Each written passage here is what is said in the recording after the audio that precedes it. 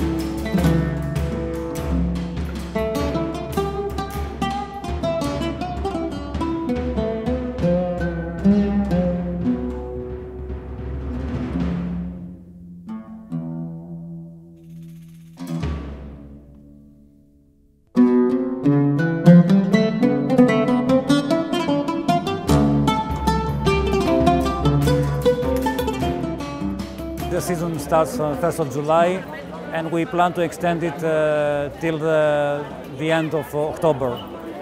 So Corfu is here, destination is safe, this is our flag that we are a safe island, and we expect the Serbian people that we have a so close relation for so many years, and we are very tight with them, we call them brothers, to visit our island and to have safe holidays.